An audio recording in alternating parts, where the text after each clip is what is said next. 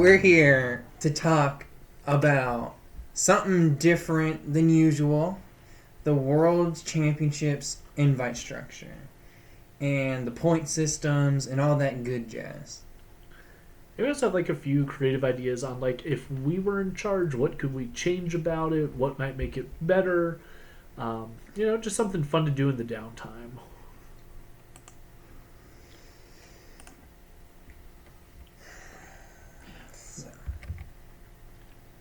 There have been a lot of different ways to let people into worlds, and they've changed over the years. I think I've been playing the longest of all of us, or yeah, I think so. Maybe the longest continually. Continuously. Zach's like, I don't know about that one.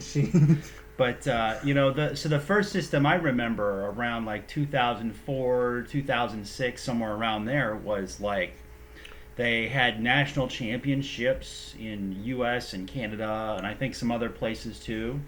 And they'd take like the top 4, and those people would be invited. And then like they'd hold regionals, and then first place out of regionals would be invited in addition to a whole bunch of other prizes. And then they had gym challenges, which was like the prizing was small, but it was kind of like a league cup. And the first place, just first place, they get into worlds. And that was how they determined who got into worlds. But now they've switched over to this championship point system in recent years. I don't know when exactly they did it, but I consider it an improvement. Well, did we also have like the ELO system for a while too, where like your ELO rating determined invite, and that was 10 times worse than just about anything because they encouraged people to, once they did well, to just sit out so their ELO didn't get affected by anything. Yeah, man, that was sad. Just seeing people go bye-bye for a few weeks. Adios. got my invite. Adios. But now we've moved to, like, Nick said, the championship point system, and,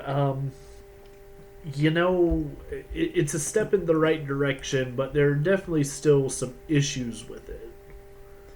So, some of the problems one problem that I've kind of been a little irritated about is kind of how points seem to me to have a philosophy about that all tournaments are going to have a consistent number of people. So it's assumed that you might have like 10 to 15 people at a challenge. And that will make it it'll make it a balance between challenging and easy. As challenges are supposed to be the lowest tier event and help people get into the game, while cups are supposed to be bigger, and while still on a local level, they're a little bit harder than challenges. But the problem that I find is they're unfairly divided based on where you are. So some states have more opportunities than others. So some states might have more cups or more local shops than others. So if you happen to be in the wrong place, you might not have any local shops that do cups. Therefore, you don't have access to cups and can't get cup points. Or there could be too many people at a cup, and it makes it too hard to get points. So it's basically uneven sometimes. Yeah, when you go to a cup and you get first place, you get 50 points regardless of the size of the cup. I mean, I have a friend who just went to a cup a few weeks ago. It was literally 4 players in the Masters, and he got 50 points. And then I just went to a cup that had 37 players yesterday. First place player got the exact same thing as the other. And I was in the Daytona Cup, and that was 90 players, and first place got 50 points. So, I mean, there's a large skew, and I mean, that Daytona Cup, while it's a cup at a regionals, there are, stores that talk about having 60, 70 player cups early in the season, where it's not unreasonable to say you had 60, 70 players at your cup, and now you're getting the same amount as, Nick said, the cup with 4 players. It seems that Pokemon tries to justify this or make it better, I suppose, by having kickers where if there are enough people, you'll get top 16 or top 32 points if it got that big. However, when you're trying to get cup points, you're planning it out so that you'll get at least top 8. And if you get top 16, then it's kind of worthless because eventually you are planning to get all top 8s. So if you do get all top 8s, you just wasted your time getting that top 16. And on the inverse, instead of being too hard, some of them are too easy. So in some places, on Hey Fonte, it was shared. BBC Cosmic Eclipse Expanded Challenge. You can find it on Hey Fonte. And it was only 4 people, and they just ID'd every round, and then they got points. We have a link to it in the description if you want to see it. There was no games played. They just shook hands and called it a day. They probably took them 5 seconds, and they got CP. And if I was hearing correctly, and it may not be correctly, so don't quote me on this, but I think it came down to the order that players were entered into the computer determined the tiebreaker with everything else being equal. So, the guy who got there first and dropped his $5 or whatever it was walked out with 15 CP because he got off work earlier than the other 3 guys. Like, that in and of itself is a problem, in addition to, oh, well, we're all going to come here, let's just ID and get points, whatever. But, when you're talking about, such an asinine tiebreaker as who got there first, I don't think, just to make it clear for our audience, I don't think we're expressing any ill will against these specific players who did this. That's just the system they're in, and they're functioning within the rules that were handed to them. It's just the situation that's objectionable, I guess. Yeah, they decided to do an experiment, and, as a teacher, I love experiments, so why not, watch it happen? But then, as a person of science, you have to go back and reflect on the results of the experiment and say, okay, so we did this and this is what happened. What's that mean? And you're probably two things you might be thinking are, well, if they wanted first, then they would say, no, I want to play it out. I want that extra 5 points. But when you're saying, oh, I can just get guaranteed 10 points, why not? I don't have to do anything. So I can struggle and maybe win a game, or I could lose a game, and I would be. So if you lost in this scenario, you'd be stuck with the 10 points. But if you happen to win, it'd be like 5 points. It's not enough to make people want to fight for it. They just say, oh, well, I can get free points, shake the hand. And back to the kickers, well, what about like a 20-person challenge? A 20-person challenge is way too hard, especially if you have like some of the best people in your area. I guess it does come down to just get good, but 20 people is, at least 20 people is kind of a bit much for only 4 people getting points, in my opinion. Yeah, and I have a hard time seeing that the intent of these things were ever to have like 20-player challenges if the league isn't reflective of 20-player continual participation. It's always kind of felt to me like a challenge should be reflective of how big the league is. So, when you have all these like influx of people that come in to go to your challenges from other areas, it's fun in its own way, but at the same time, it does kind of skew what people think they know about the game. That's also interesting about you have league, and then if enough people show up to your league, then you get access to challenges, and if you hold enough challenges, you get access to cups.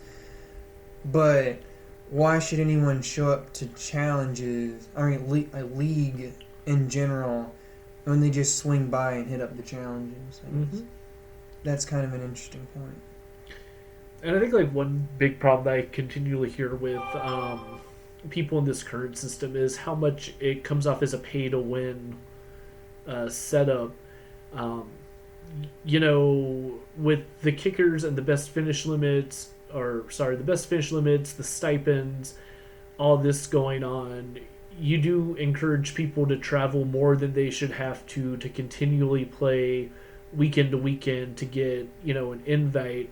I can only speak to like a small demographic being a, married father of a 1 year old, where the amount of time that you're dedicating and the amount of travel you're dedicating eats up a lot of resources for a family. I mean, I'd like to think that Pokemon wasn't designed with, your stereotypical, I live at home in my mom's basement, so I have plenty of expendable income in mind. For the only people that are allowed to take the game seriously.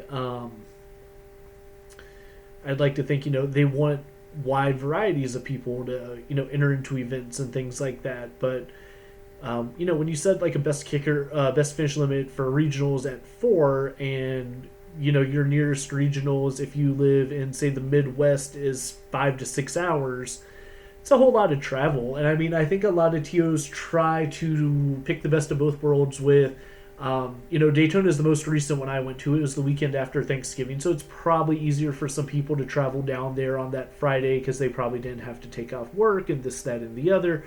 But, then when you talk about family people, you have those obligations of going to see, your family, your in-laws, things like that. So it does kind of get into like a slippery slope of how much is too much. And then, I will say, if you want to compete for stipends, like the pay to win idea makes sense because you're trying to be at the top of the top. Like you should have to go and win more tournaments and win more this and that if you're hoping to get those like stipends to these bigger events. But we're just sitting here talking at like the basic, you want to just qualify to go play in Worlds.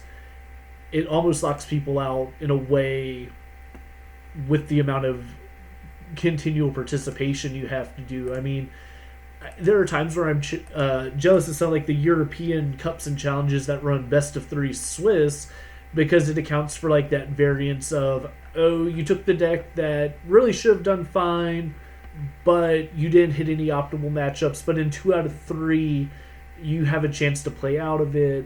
But at the other side of that, I don't want 6 rounds, best of 3, 50 minutes, followed by 3 more rounds of top cuts. So, you take the good, you take the bad.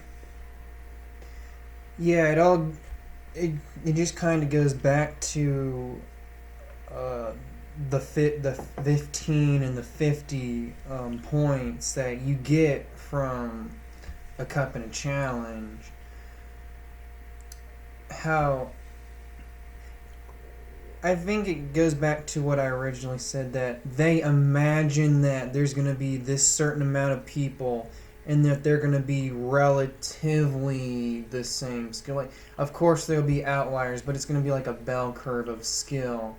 But some of the problem is that it's not really a bell curve. It's more people on the better end, and you kind of get to this weird thing where you have 15 good, I'm going to put that in quotation marks, good people at a challenge, but only 4 people can get points. And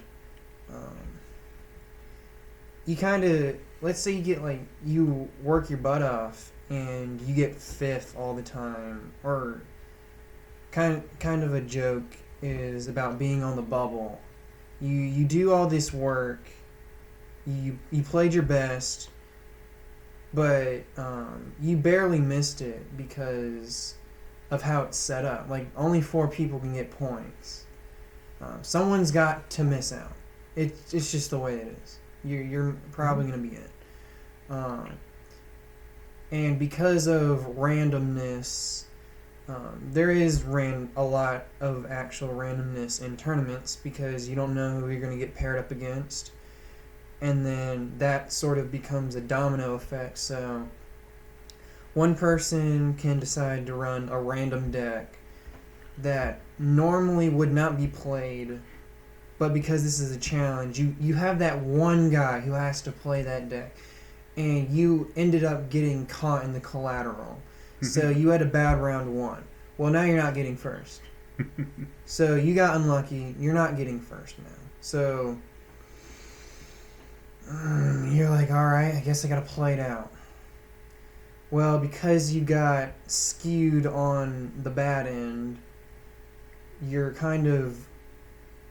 Because of tiebreakers, let's say you win the rest of your rounds, but there were enough people that first place went undefeated or ID'd the last round. So the first two slots were IDs, and then the other two people lost their second, third, or fourth round. So because you got unlucky in the first round, you're on the bubble. So mostly it's kind of interesting to be like, oh, you just got unlucky, you got on the bubble. But I just explained how that works. You know, it wasn't like, oh, you just got unlucky. Well, you lost the first round because of this weird thing. You got unlucky in that round, so you get screwed out in the end. And I mean, even if we ignore that and take into consideration like an odd number of people in a tournament, buys don't count equally after round one. Like after round one's your best round to get a buy because you get the best opponent's win percentage for that buy, and then it continually goes down after that. So say you lose round one, and then you get the buy in round two. Now and then your round one opponent goes on to lose out every other round because, like Evan said, you have the one person who's countering the room but doesn't counter the room. So now you have two opponents with poor win percentage, and one of them you have no control over because you got to buy in the wrong round. There's just a lot of ways to get screwed over. What I'll say about the opponent's win percentage tiebreakers is, I mean, a lot of debate and discussion went into this, and that's why they patched the system afterwards to say that there's a floor on opponent's win percentage, which I think is like 33%, and that there's a ceiling on it too, which is like 75%. So they have addressed those runaway winners, runaway losers thing where you play one person one round and they end up going all losses or all wins. Those things have been addressed, and I'll also say, I'm a little bit more tough love on the tiebreakers, and I think that you don't get hosed on tiebreakers if you win more games. Yeah, but I guess it comes down to like when you're talking about that bubble position, like, yeah, if you won more games, great, but like even when we're starting to, look at the 19 points movement, we had a point where people that at 19 points could bubble out of day one or day two because of not having an adequate win percentage or whatnot. Mm-hmm. So we looked at it and said, okay, at a bigger level, day two should be based on win percentage, but at a local level, it should. So, even though we address it and we could say, yeah, win more. I mean, I'll counter that by in the scenario that I presented, I had said you happened to lose the first round and then you went out. Mm-hmm. And the two people at the top just went ahead and ID'd. And then you're tied with two other people and you get screwed out of or the points. And maybe that could be, you could address that. I mean, if these theoretical first place and second place, if they just ID and they end up with equal records, and you end up with third because they're like 3 wins and a tie, and then you're like 3 wins and a loss and you get third place. I mean, maybe a system where where the top 4 players all get 15 points or something like that. Maybe you need a system where different placings, first, second, third, fourth, maybe second and third and fourth need the same points, or something like that. I mean, that's maybe a way to address it. So I had mentioned we were talking one day in the car. I don't think Zach was there. It was Nick and I and a friend, and we stopped at Wendy's, and I was just kind of like brainstorming ideas. And one thing that kind of stuck with me is that we introduced some sort of point compensation system. Mm-hmm. So let's say the scenario that I presented where you and two other people go 3-1, and then the first two people ID. What would happen is, instead of you getting screwed out of points, because you have the same record, you get the same points as top one. So instead of you walking away like, wow, I did as good as these guys, but because of the system, I got screwed out of points. And that was a waste of time. Even though 3-1, doesn't that deserve points? Like, that should deserve points. So I would also transfer that into cups as well, except the only difference being is that you don't make cut. So let's say there's top 8, and you're that guy that gets 9th, and you feel bad because you were so close. Obviously, there can only be 8 people in cut, but at least we could give you top 8 points. That's where I want to get into. It's a little bit too much, give there in a, system where you might have, depending on how big your cup is, 9th to 12th all have the same record, and so now we're talking about adding 4 more players into that same bracket. And I mean, I'm speaking from the place of, at the beginning of the season, being in 2 back-to-back tournaments where I was in the 9th to 12th place of, good record, but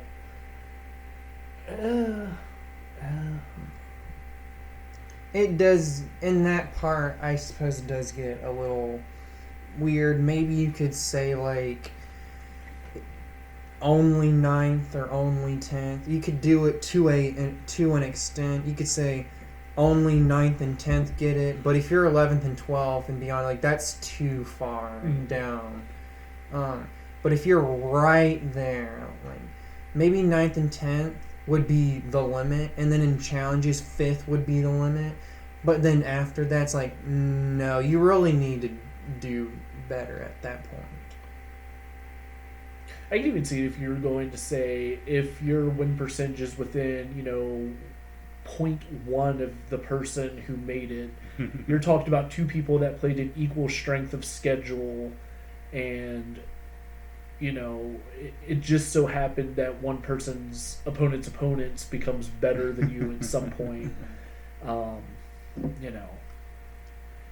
I guess my whole problem with, like, opponent's win percentage is it's something you have no control over. Like, you can't decide who your opponents are going to be in a tournament too. I think tiebreakers could be its own video. Maybe we should talk about that off camera, about whether we want to make that a future topic. Because I could go on about tiebreakers for hours.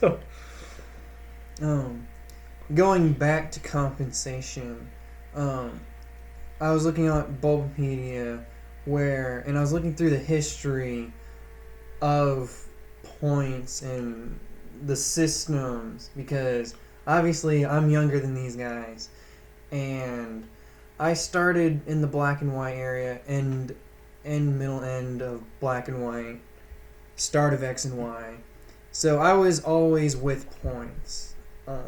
I don't know what life was like before points, but one thing that caught my attention, I have it word for word here, but I'll just quickly summarize. It seemed as back in the day, you used to get credits for in a rewards tier, and it says at the end of each quarter, Play Pokemon distributes player rewards through the mail. At one time, if you played in 3 to 5 events, qualified for tier 1, then you could get 5 pop packs. 6 to 10 for tier 2, and going up and up. Mm-hmm. I remember what pop packs looked like, but I loved them. I obviously. So maybe y'all could comment more since y'all were back then. I would say that I like today's system better than the previous system. But those POP packs, man, they had some great cards. And I was the league leader back then, so I loved getting just piles of them. That's all I had to say. Yeah, and I mean, I think it would be nice to see kind of the return of player rewards that we had for a while, where if you played in so many events, you qualified for, was at one point, like, stamped hypnotoxic lasers. And, Wait, what? Yeah, it was like a really limited thing where, like, if you earned so many play points in the year, you got certain promos out of playing in these events, no matter what your placement was. And some of them were like pretty sought after, because I specifically remember like hypnotoxic laser being one of them, but I think there were a couple others that I don't remember offhand. But they were definitely kind of like a thing that people got excited about, because like, oh man, look, I got my shipment of hypnotoxic laser stamped, and you know, they did carry like a pretty good little price tag on them. So like, you know, you can make some of your money back on whatever if you weren't keen on keeping them. I really, that caught my eye, and because a lot of times, let's say you want to go to regionals and stuff, and you want to get something out of it, but you know that you're not going to make Worlds. So one thing I've been hearing a lot from people is, since Worlds is in London this year, they're not going to bother with it. So then it's like, then why should I play Pokemon? Then why should I play? And then you kind of like fall back, and then you end up having less people playing. But if you were to actually get something out of it at the end of the quarter or the end of the year or something like that, then I feel like it would give a huge incentive to keep playing. Mm-hmm. And one thing that people complained about, and also going back to the ELO thing, is when people stop playing once they get their invite. I've seen some people on social media saying, well, I've already got my invite, I'm just going to chill. And if you're in the travel award stipends, if you're not like shooting for those, then what's the point of playing after the invite? Right. So bringing this compensation would help bring in newer players to actually get something, newer and casual players to get something out of participating, while also keeping the better players in to at least get something out of it. Yeah, and I think it goes like a long way to keep, you know, people interested, just to, you know, throw out something that's a little more than your league promo that you get for going to league, a little more than just the cup promo. Yeah, I think the idea of a dangling carrot is always good to keep people playing, if that's really your goal, is to have people playing in more events. You know, people all the time go, well, I'm not really going for my invite because insert any number of reasons, and that's not a problem, but you'd probably get them to go to more events if you're like, well, if you attend 4 league challenges this quarter, you get, you know, a Charizard hat. Like, you know, even bringing back like play points and making a play point store kind of akin to the Professor store, where you could redeem your play points for, you know, different tiers of things, you know, would be a cool idea. That would be so amazing. See, I was thinking one of the problems might be is like, oh, maybe Pokemon can't like send it out to everybody every single quarter or something like that. But when you make it into a store that you can spend your points on, then you won't have that problem. I mean, when you go to your Pokemon player profile, what you see a category, play points. What are those even for? Like, oh, you get a point every time you go to a tournament, but what's the point of that? Bragging rights. The only thing I see, if you have more play points and you have less points, that makes you look like a worse player, but... Yeah, I must say, Nick a year or two ago was one of the top 3 or 4 players who had the highest play points and with their Worlds Invite, so, a little tongue-in-cheek jabs there. It's like, But the only use I saw for it, that I could find for it was, oh yeah, you just needed like 5 or something to play in Nationals. Yeah, one year they institute like a play point system, because the problem was like you'd have all these Poke parents come, register, pick up the swag, drop before the first round, and it caused like a lot of repair issues at the event. So the idea was, if you haven't played in any other tournament before Nationals, you probably don't need to be playing in Nationals. And you avoid that whole issue of the drop, because these parents probably weren't the parents who went and played at, Timmy's Battle Road and City Championship and whatever. The ones that did play at that, they were probably going to sit there and play through Nationals anyway, so what's the harm in letting them go if, all they wanted to do was bring their Devil to Theme deck and go 07 drop and call it a day. Yeah, that's one of the funny dynamics I've noticed in Pokemon, just, aggressively going to all these premier events over the last few years, is just seeing the difference in the quality of player and the choice of decks among the different tournament series. The regionals and the internationals, and then all the way down to the cups. And there was a point I was making with that, and I totally forgot. Yeah. Just, it's not always the same quality of player at every, at a 4-player league challenge all the way up to, 800-player internationals. And maybe a fair and equitable Worlds Invite system could address that you're not facing the same circumstances in each kinds of those events.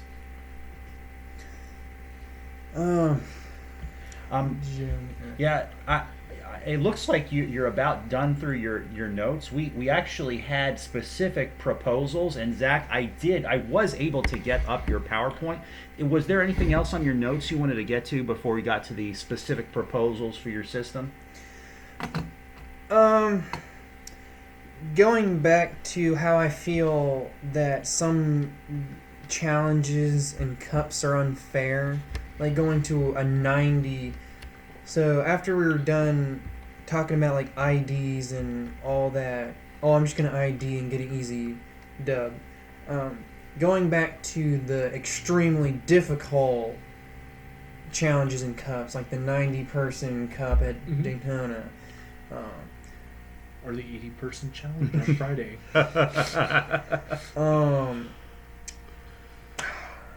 One thing that I would like to see, and this would probably be the main proposal part, is that other than the compensation and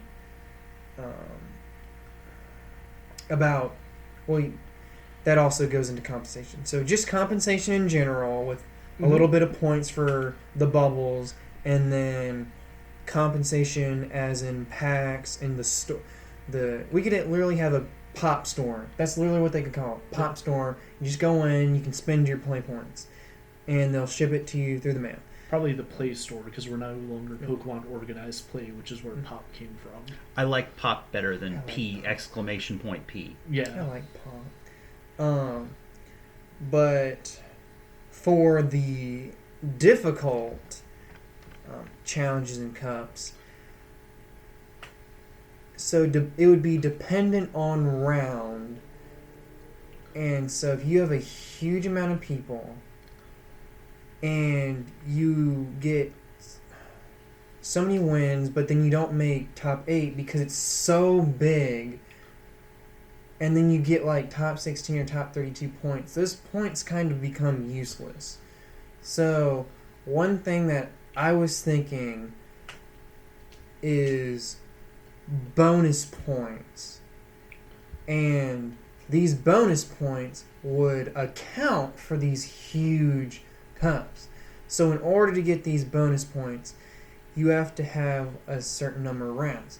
So if you find, they would determine some average thing. So like, I would assume that the average challenge should be 3 to 4 rounds. Mm-hmm. So then if you have 5 or more, every win gives you points.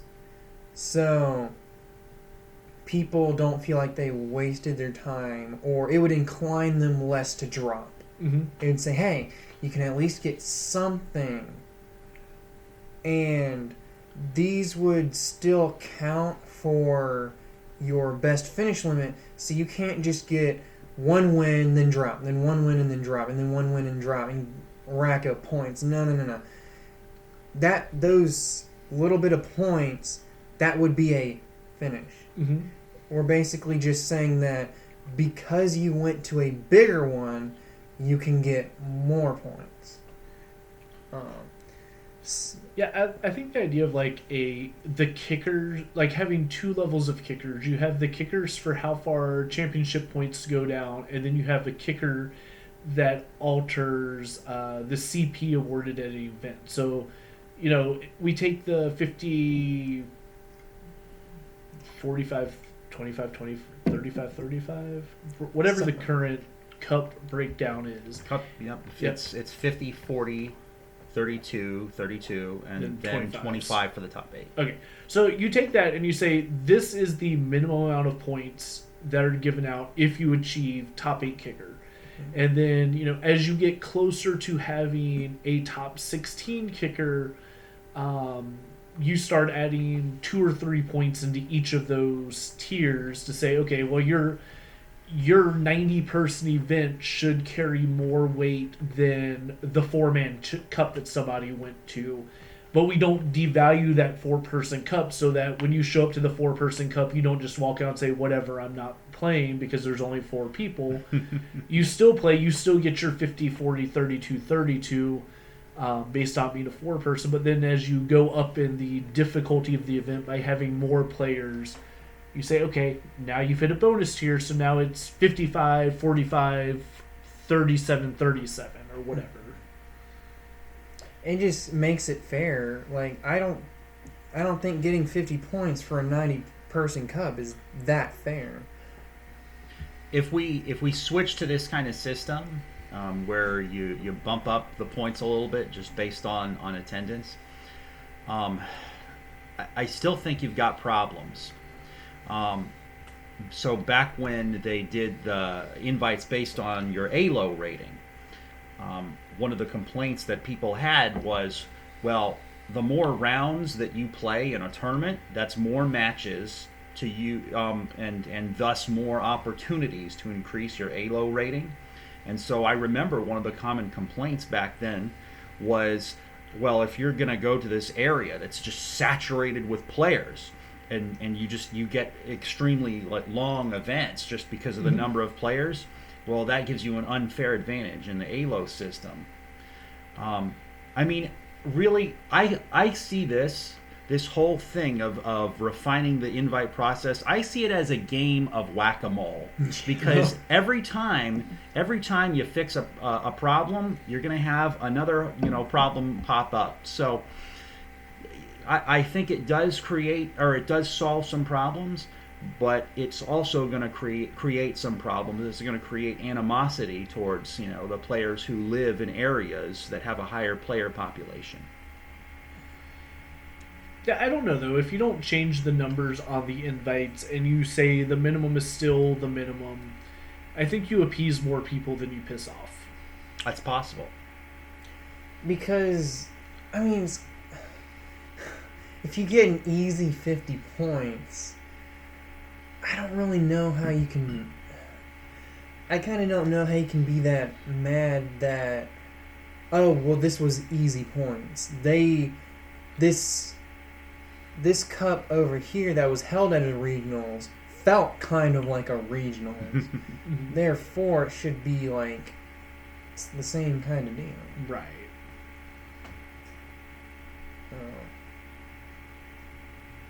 So in my world, I've put a lot of thought into, how to refine things with trying to take a lot of people's feedback in mind. And hey, let me blow some smoke towards Zach for just a sec. Zach was the first person on our team to actually come up with a world's invite system and actually wrote it down. He actually wrote it down before we even had this YouTube channel, before we were putting out any content. So when I realized that Zach had written this down, and then our friend Blake had brought this up as a topic for a video, I was like, wait a minute, I know Zach has an opinion on this. I got to talk to him first. All right, so I called this whole system the power of one. Let's just go ahead and throw back to Pokemon, the second movie or whatever. And it's going to annoy people, and I want to preface with, I know that, but okay. So just deal with it. Right. So I'm going to talk about like Masters requirements because I'm sorry, I just don't have the energy or interest in trying to break down a junior and senior requirement into a similar system. But you could scale things on your own in your own mind to say, okay, well, if seniors are 3/5 of the points of Masters to qualify, let's just take 3/5 of whatever Zach's system he's about to talk about. What an odd number. I know. I mean, I think it is though 300 versus 500, something in that area. Jeez, we did talk about this beforehand, and we did say we were going to talk in the context of Masters. And seniors don't count. So here's the thing that's probably going to stir up the most controversy is I dropped the point requirement to 300. Yes! And I know there are people going like, all right, stop the video, we're done because this is stupid. This has now become the easiest system to qualify I've ever heard of. Okay, there's reason for this number, and as I go through it, it will kind of make a little more sense. So what this system is going to focus on is registered participation. So at the beginning of the year, you pick one store where you want to do all your league challenges and league cups. You cannot go to other stores. You only play at one store for challenges and cups. So now you can't just spam cups and challenges hoping to bump up those finishes. You're concentrating on the quality of your finishes throughout the time. You're also going to register for one state or one country if you're an international player, and we're going to bring back state championships. Okay, and it's going to be kind of your bridging ground between cups and regionals. I think that's something we're severely lacking right now. Is we jump from 15 to 20 player cups to 400 to 600 player regionals, and there's not an in between to get people there. So bringing back like a state championship is going to be part of this system. Then you also only get to register for one region to play in regionals. So you don't benefit from going to 17 different regionals. In fact, you go to a different regional and they look you up and they're like, you're not registered for this region. You don't get to play in this regionals. And then we're going back to nationals. We're not calling them intercontinentals because you can only play in one nationals, and that's whatever country you choose to live in. So if you want to play in South America's internationals, you have to register for South America, and you forego North America, nationals. So this is where the title "The Power of One" came from. Is you're focusing on one place. So cups, as opposed to being, every quarter, they're every 2 months. You get a total of 4 finishes per year. So we've cut them in half. So now you're going to cap out at 200 points. So, if you can first place 4 cups, you figure your store gets about 6 a year. Okay, so you're 200 points there. You get your challenge every month, and you're again allowed 4 finishes. So now you're at 260. So the first thing I will point out is we take into account that just winning cups and challenges no longer is enough to qualify for Worlds. And a lot of players ride that coattail of, well, I could get 400 points off cups and enough points off challenges, and now I've qualified for Worlds. That's no longer an option here. That's my plan. Yeah. And then you get 1 state championship, 1 regional championship, and 1 national championship for a year. State championships would carry, I kind of just rolled on the idea that state championships and regionals would kind of share a point structure, just because special events are probably what I'd estimate the size of a state championship to be, where you're talking 150 players per division in Masters, and they're still awarded the same points as regionals. In terms of the rest of the point structure, we're not changing how the points are given out at events. There's the same number of kickers, and the goal was you're rewarding higher finishes in terms of quality, because like you look at people who consistently finish and go, well, how come they're not, how come, this random guy who comes in and just manages to spend thousands of dollars to go to cups and challenges gets to qualify, versus the guy who's constantly making top 64 at regionals, constantly making the top at intercontinentals, things like that. So we're going to focus on you do good in a fewer number of events. That way people don't feel like they have to travel every weekend. One month of the year, or 1 weekend out of the month, you're going to your store's challenge. 1 weekend every 2 months, you're going to your store's cups. Organizers now don't have to say, well, my cup is this weekend, well, I need to have my cup that weekend. It makes it easier for organizers, because if everybody needs to do it on the first weekend of the month, it doesn't matter, because there's no overlap in who gets to go where. It does, like I said, main goal is we want to take away the pay to qualify idea, because people can't just keep going to events hoping to replace finishes. We're worried more about quality of player versus quantity of player. I mean, Pokemon has made it clear they want to try to limit the number of players that qualify for Worlds to keep it kind of a prestigious event. Okay, so now we're going to make it further reduced. You win a regionals, you've got 200 points. Now you have to do is win 2 cups, or make some combination of cup and challenge finishes. It's still reasonable to get to where you're going. In terms of stipend, it's going to come down to the top foreign regions starting to get stipends for your nationals. The money kind of adjusts based on the fact there's not a top 16 in the United States. The money that you win, it's up to you if you're going to spend it on getting to Worlds that year, wherever it may be. But, now you say, you divide the regions based on the number of regionals you have, kind of going on that route. Okay.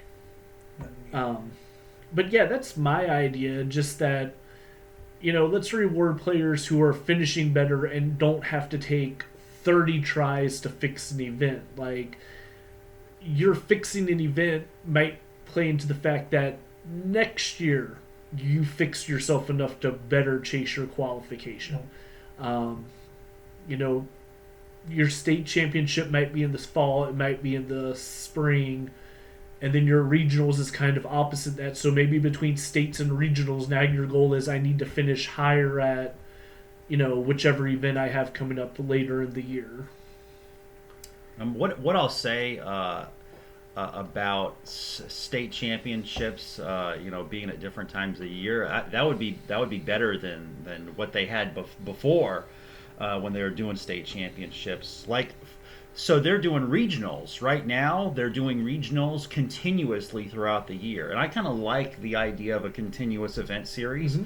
Because, I think states were back in March. That's when I remember them. Well, what if you're doing something March? What if you're busy March? Then you just miss out on an entire event series. So if you could get them to be continuous throughout the year, I would like that. Yeah, I mean, 2 years in a row, I've missed out on doing Charlotte Regionals, which is like 4 hours from my house, because I coach a team at school that their competition is the same weekend as Charlotte Regionals has been for the last 2 years. So, spreading things out, giving more options.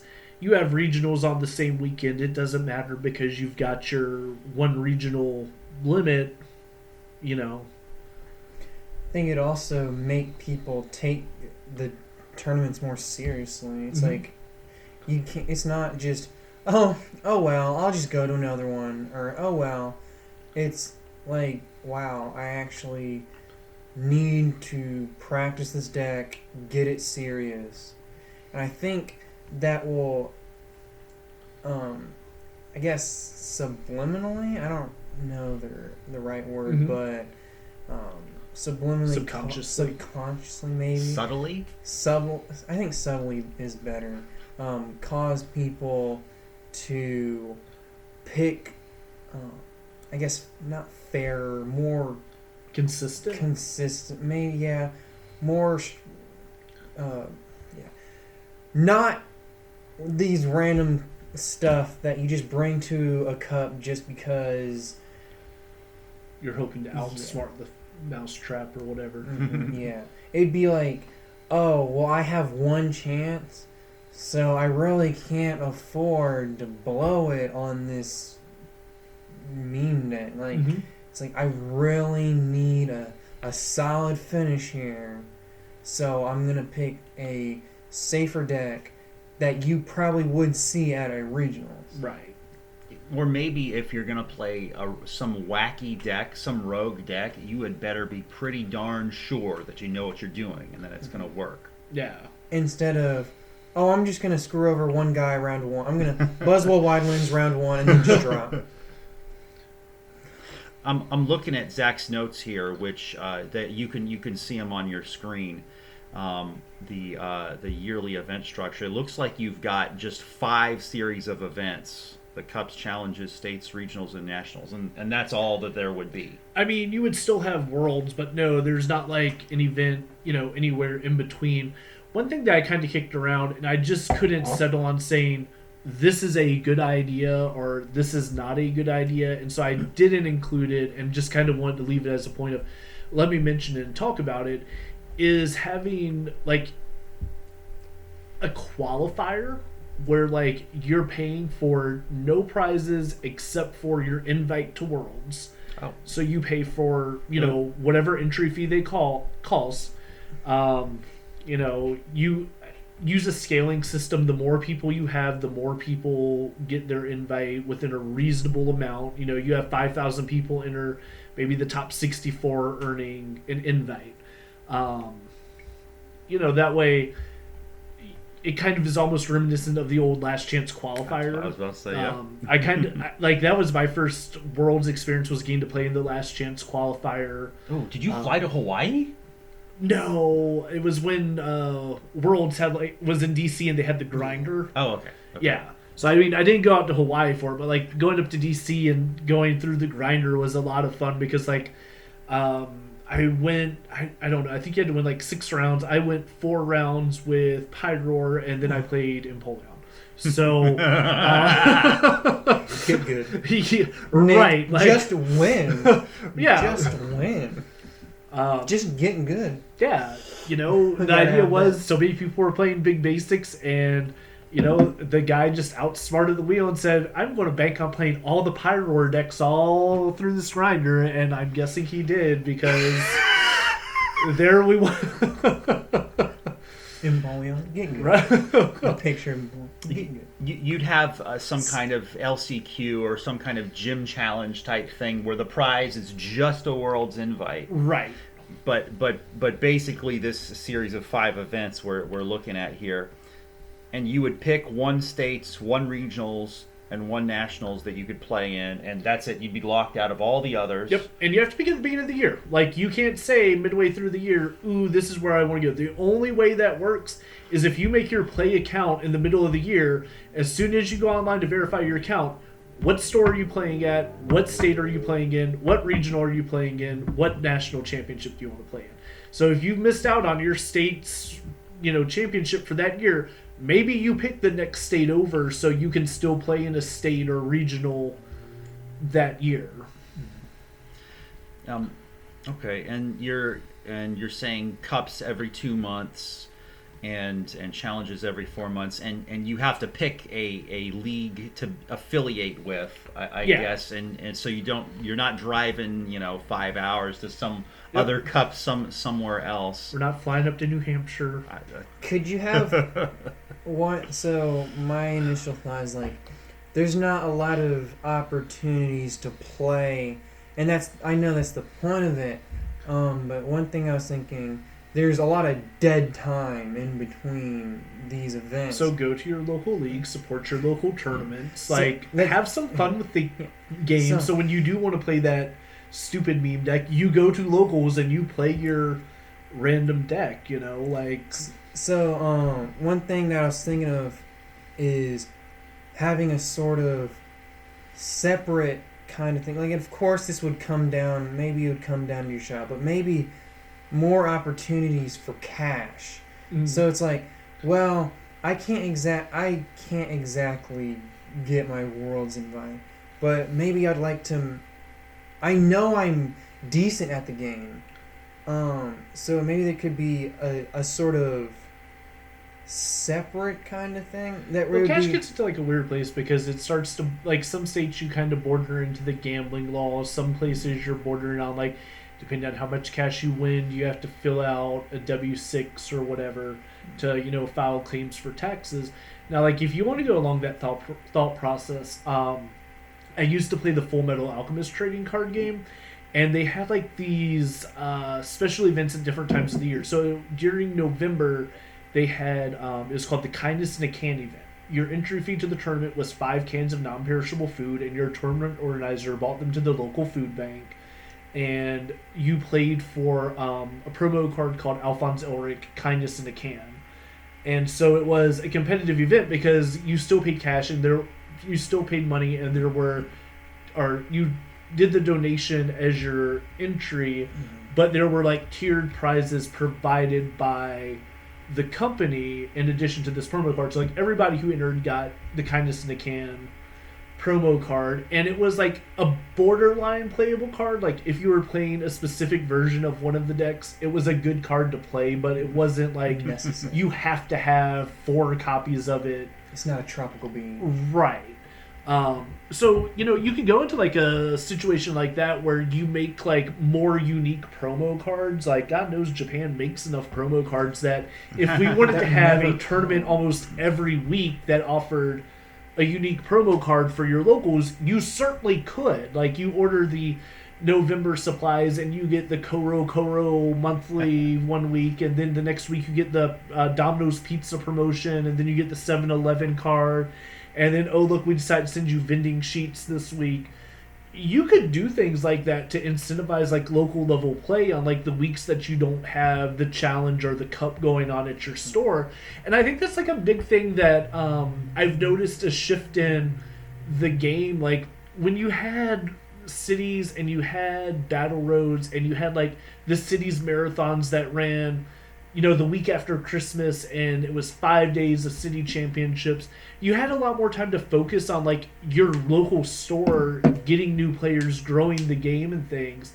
But now with the way it's set up, there's no time for your veteran players who want to earn an invite to be at the local league shop, teaching new players, getting new people into the game, taking the time to play with those borderline players who they're looking to make into the competitive scene, but they need some one-on-one time with somebody.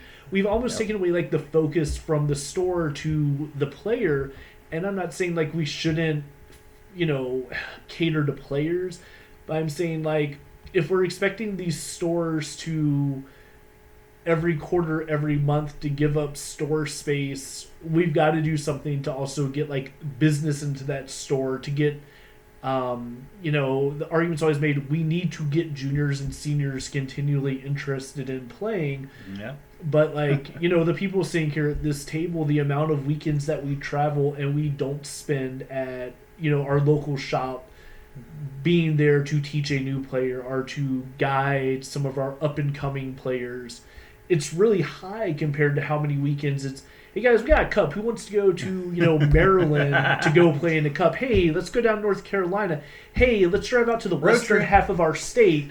Hey, let's go up to Pennsylvania. I mean, we're recording this from Virginia, just in case you couldn't tell and you haven't met us. You can sit there and you can look at almost every weekend within a 5-hour drive. There's probably a cup within the distance of our area. And I mean, maybe not every weekend, but every other weekend easily. You could plan something. And when there's not a cup, is there a regional? Are there challenges? I mean, what I think Blake was complaining in our little chat, dude, there's nothing going on this weekend. It's like, this is like one weekend. It's like this is one weekend of break. And the first thing I'm saying is, there's nothing going on. Well, he's not here to defend himself, unfortunately. I mean, to be fair, he recently got married, so the married life does kind of tie you to commitments and things. I mean, my trade-off with my wife was almost every weekend in November. It was back-to-back cup weekend, go to Daytona the day after Thanksgiving.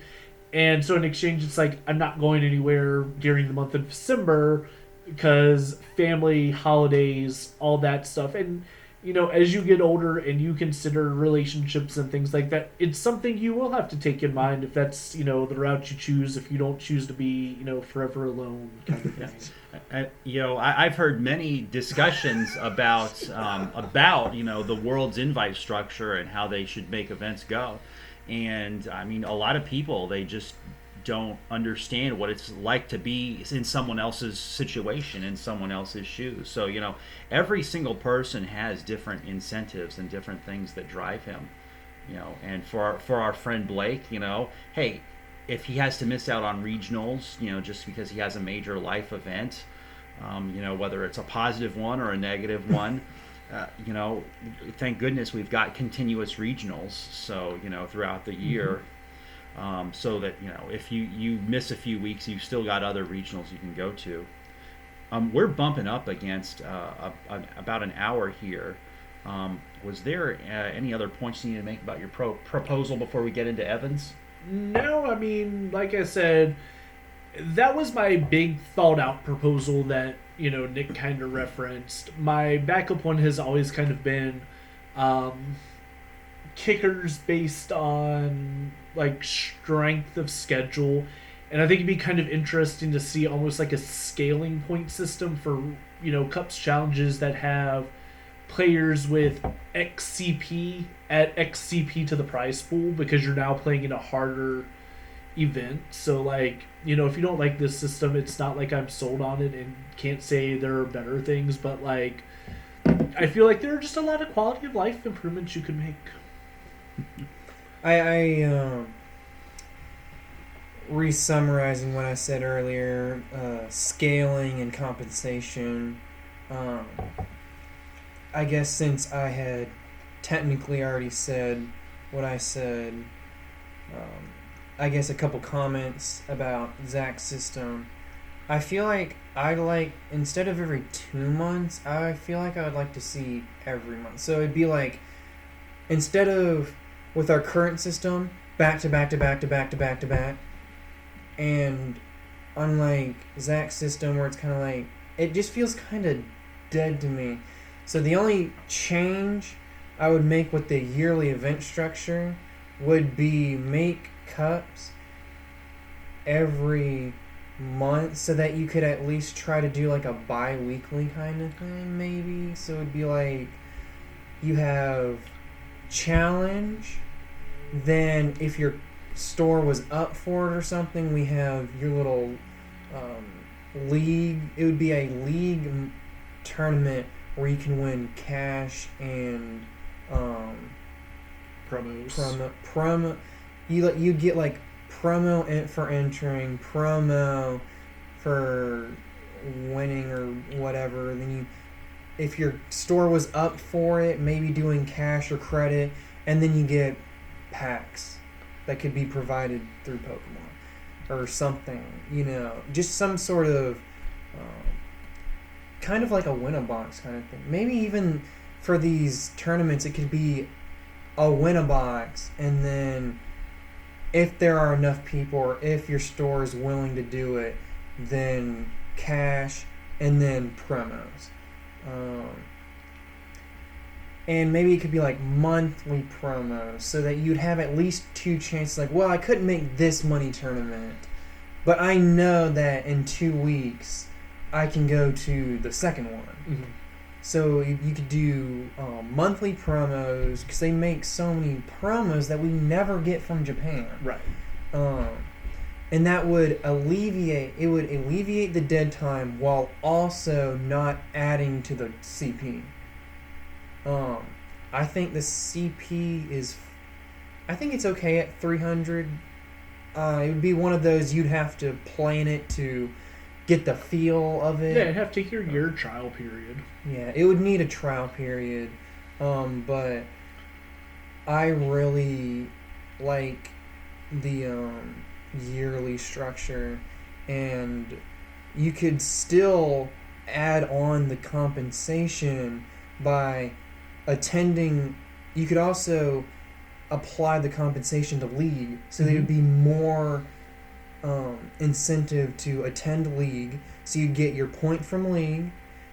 So if you had league weekly, you could get 4 points from your league. You could get your 2 points from your cash tournaments. You could get your 1 point from challenge, 1 point from cups, maybe 3 points from regionals, maybe 5 points for nationals. Save them all up and then spend them at the pop store, and you could get packs, whatever they wanted to give, or maybe to the prize wall. I mean, hell, you could even grab a promo that you missed. Like, let's say you were out for the regionals, out for the month, and you're like, I missed this promo. Come on. I'm not going to be able to get that promo now. Well, you can now purchase or redeem that promo. So there would still be incentive to show up, but there wouldn't be well, I had this life situation. I had to miss this, but I really wanted that promo. Right. Promos. I think like one thing I'd like to see come back into the system is prizes for cups and challenges going back to be provided by TPCI again. It used to be for Battle Roads and City Championships that TPCI would send you the prize support, and it was just your job to give it out based on what it was. And as a store, you could always charge the base price that covered, the material. You could up the price and then kick in more, towards whatever. But I always hear kind of the situation of